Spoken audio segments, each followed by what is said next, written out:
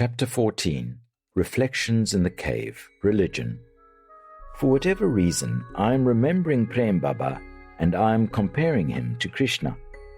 Devotees flock from all over the world to worship the god of the fields. Every aspect of life in Kedarnath has a pervading essence of religion woven into it. Krishna is truly a man of Kedarnath. Yet I have not seen any display of religion from him. He does not quote religious texts as I have seen. There is no sacred ash or vermilion, no statues of gods in the cave, no sacred beads around his neck. On this snowy evening in January, sitting next to the fire, supping on the gruel we had made in the afternoon, I ask him about this. He laughs. Why would I search for a god elsewhere, Arjuna, when he is already here? He points to me, then touches his head.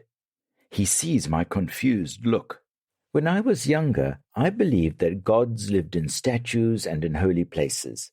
I gave them many names, attributed them powers, and parroted stories of their origins. But along the way, I saw that what to me was a sacred idol with supernatural powers was simply a piece of rock to someone else. It was true the other way around too. The only truth here was that the true nature and purpose of the rock was being a rock. The rock itself seemed perfectly content being a rock. All powers for this piece of nature had come from within me, from within my mind. Are you saying that religion is wrong? Not at all. I am saying what your mind believes in is your truth. It is a truth that cannot be denied. But religion should not become your destination. I see that religion can be a step towards spiritual awakening, which is the unconscious seeking of the spirit to ask and understand this question, who am I? By understanding itself, the spirit seeks to reunite with a much larger universal consciousness. Krishna can see I am struggling. He smiles at me patiently. To try and imprison the vastness of consciousness, the energy that pervades all of life and the farthest corners of the universe, to a limitation of human imagination in the form of religion and stories, is the greatest of tragedies. The infinite energy of consciousness does not change in the same way that other physical forces do not. But human imagination changes depending on the context in which it is placed. The stories of religion arise from fear and often a perverted human desire for control. That is why religions emphasize sin and salvation, of human misery and miracles that change them. But to know the consciousness is to know freedom, to know that there is nothing more divine and blissful than vibrating in the all-engulfing energy of the universe, because then we control nothing, own nothing, fear nothing. Death and life are one. The connections we share extend past our physical selves and time. In vibrating with the universe, we do not cling to imaginations of faith. The human quest should be one of courage. To exist in the living form is to carry the consciousness in recycled and reconstructed materials governed by the other universal forces.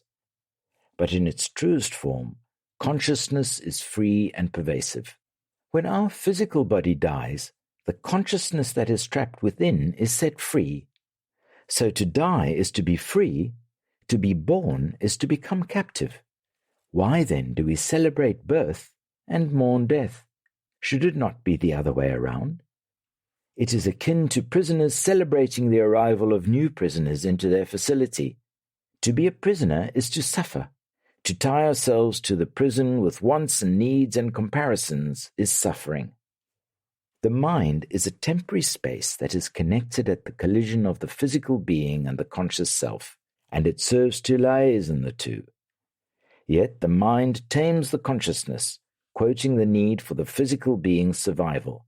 The body strives, the mind sees and strives, but the consciousness simply is. Realization is the knowing that the striving does not need to happen, that the mind need not protect the body, and that the true objective, with or without this physical self, is the bliss of the consciousness vibrating freely.